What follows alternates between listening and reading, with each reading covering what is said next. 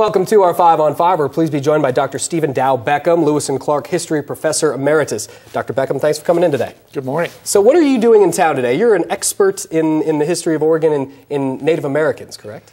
Well, I was asked to come to attend the meetings that are going on with the city and county regarding the initiative of the Coquille Indian tribe to establish a Class II gaming facility in Medford. Yeah, series of meetings all week long, it seems. A lot of attention being drawn to this. Now, you say you were asked to attend. What is your involvement specifically? Well, I was first approached in November by the attorney for the Coquille tribe to see if I would come on board as their historical consultant or part of their team on this project. It took me less than 24 hours to call back and say, no, this is not something that I could support or believe I could document. Subsequently, early in this year, I was contacted by the Cow Creek Band of Umpqua to ask if I could provide historical context and information relevant to this matter, and I agreed to work with them. Okay, and will that affect any of the opinions I ask you for as we move forward? And well, you're an academic, I understand, yeah. I hope that I can present an objective opinion based upon fact. That has been my role in 35 court cases where I've served as a witness, and I've tried to be selective about the cases that I enter and the position that I feel that I can take. Okay, very good. So we're hearing a lot of he said, if you will, with this. Whose territory is Jackson County? At the time of Euro-American contact in the fur trade, gold rush, and pioneer settlement, the Rogue Valley was occupied at its headwaters by a band of southern Molala, and in the main valley by the Shasta on Bear Creek, and on the valley floor by the Latgawa and the Takelma. This is largely a Takelman language-speaking area. The Cow Creek Band of Umpqua are also speakers of Takelman. They were part of the same language group. They just lived north of the Rogue Umpqua Divide in the watershed of Cow Creek and the South Umpqua River.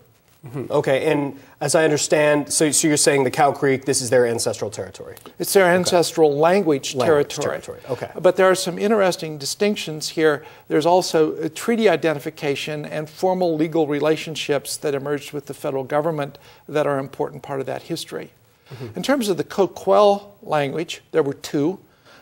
They spoke Milik Coos, a language spoken on South Slough on Coos Bay and at the mouth of the Coquille River, upstream perhaps as far as Beaver Slough near present-day Coquille, Oregon.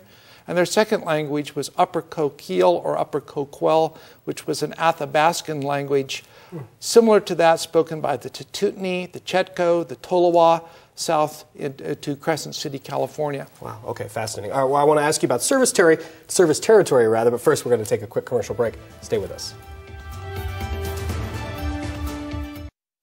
Welcome back to our 5 on 5. Again, we're here with Dr. Stephen Dow Beckham, Lewis and Clark History Professor Emeritus, talking about the casino controversy, if you will, between the Cow Creek Band of Umpqua and the Coquille tribe.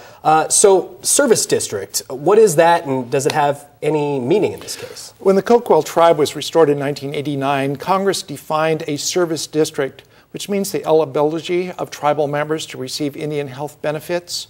Jackson County was one of those counties so identified. That identification, however, had nothing to do with the Indian Gaming Regulatory Act of 1988 or the entitlement to do gaming in Medford.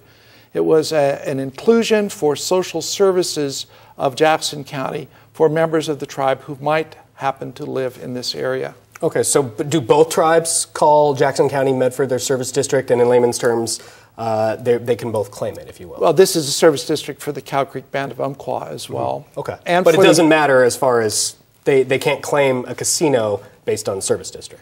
No, but there is a clause in the Coquille Restoration Act of 1989 that gives the Secretary of Interior discretion to take land into trust in Jackson County because it's in their health service district. Okay. All right, and the Secretary of the Interior is the one who ultimately will make a decision on this case, and we see them, both tribes meeting with county and city government. Do they have a say, or does it all go to the Secretary of the Interior in the end? The Secretary of Interior is to consider input from all interested parties, people in the retirement home, Bear Creek Coalition, landscape historic preservation groups, city and county government. all of them have the opportunity to weigh in on this matter, because there are serious social, economic, public safety, environmental issues that attend to the development of a property with this kind of activity. Okay, and I would imagine, I don't know this for a fact, but that the city and county local governments will be making a decision shortly, and not long after that, Governor Kitzhaber will as well. When will we hear from the Secretary of the Interior? Do you have any kind of idea on that? This is a very attenuated process. The input to the Secretary of Interior is due by May 6th. That's hardly adequate for the level of public consideration that should be given to a project of this dimension. As to when the Secretary of Interior will make the decision, that's out there. One doesn't know. Things do not move very efficiently in Washington, D.C. That's a different road, and we won't go down there. Sir, thank you for coming in and talking with us today. You're welcome. All right, stay with us. We'll be right back.